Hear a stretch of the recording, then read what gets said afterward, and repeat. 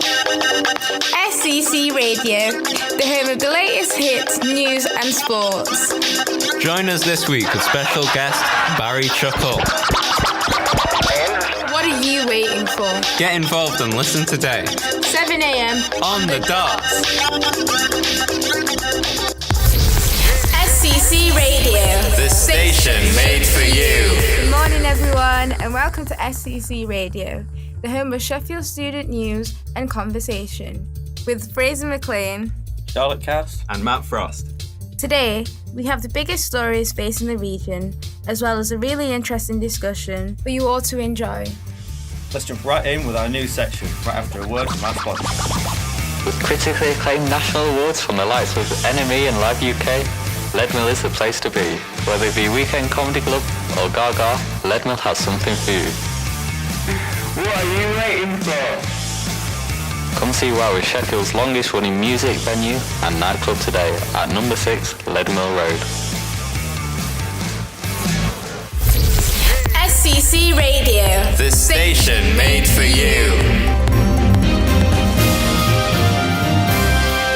Today in the news, an academy chain has been cleared of all financial wrongdoing after a police investigation. A statement has been released by the police stating that they are confident in learning more about the fatal stabbing of a father of three.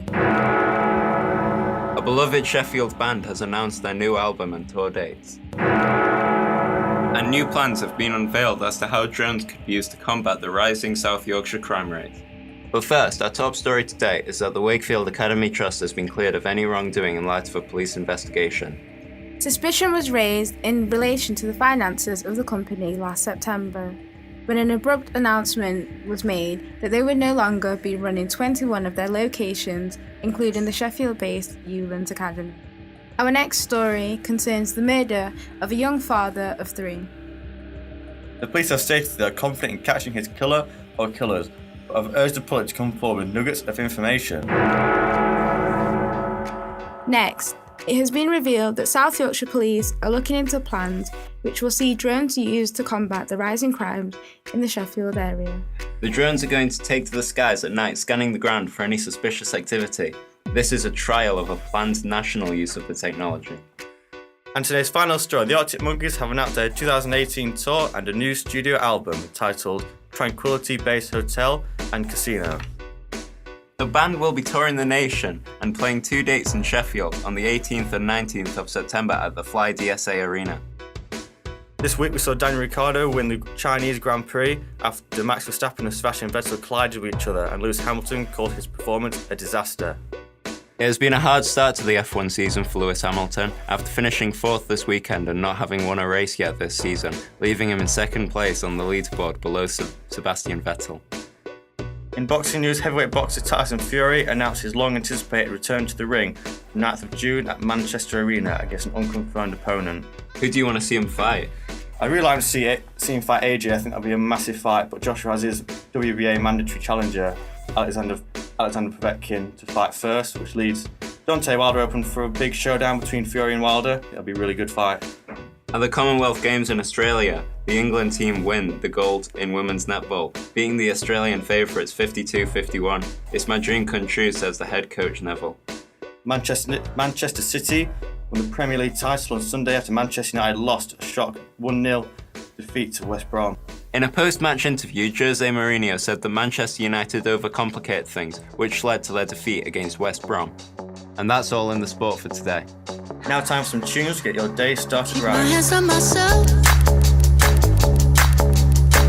Pick up, dust them off, put them back up on the shelf. Kiss my little baby girl is in need. Am I coming out of left field? Morning guys, I hope everyone's having a good day so far. You already know what time it is, it's time for our weekly discussion. Today the subject of the discussion will be flatmate horror. We asked you guys to tweet in your stories, and I must admit, some of them were intense. We took the time to sift through and find all of the worst ones. Hopefully, we'll try and give you some positive advice. Okay, so the first story is about two rival flatmates who took it so far that a tree ended up in the opposition's flat.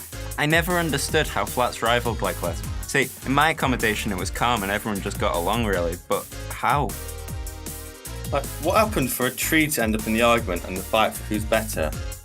Basically, it says here that both flats were filled with sports students, and the rugby team and the football team were constantly at each other's necks for which team's better. It started off fun because they were always hosting iconic parties such as the Takedown, super dramatic and filled with testosterone. But one day, the footy lads wanted to show their strength. They all came together and put a tree through the Ruby House's kitchen window. Oh wow, that's quite something. I mean, I can understand why the footballers wanted to showcase their strength, but this is definitely a step too far. Solutions. Well, first of all, don't put a tree through someone's window. Yeah, I don't think I have much to say. Maybe keep the rivalry to the field. Going back to what I was saying earlier, my flat didn't have tension, but in the beginning, I remember there being one occasion where there was almost a fight because one girl accidentally set the kitchen on fire. Did that girl happen to be you? No. What happened was, this girl had set up her toaster, but she'd put the instructions in the crumb tray. She thought it was story. So fast forward, someone goes to use her toaster and a fire starts. The really important thing though, how was the toaster? If you've just tuned in, we're talking about flatmate horror stories. Tweet us at Sheffield Campus Radio to get involved. We've got more coming after the break. And if you feel like you've got an interesting discussion that we should talk about, email us at scc.org.uk. Now you only get it in your night dress. Discarded all the naughty nights for niceness. Landed in a very common crisis. Everything's in order in a black hole. Nothing seems to pity is the past though.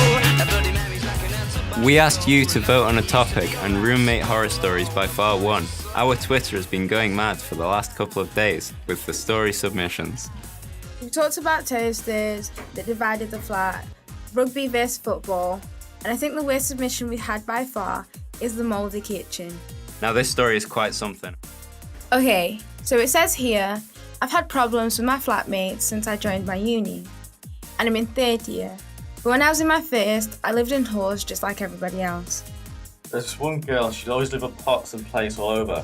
This doesn't sound too bad, but one day I was cooking and I saw her grab a pot that had been used for some spaghetti or something ages ago. She'd left it there for so long that there was mould in the pot. It's kind of disgusting.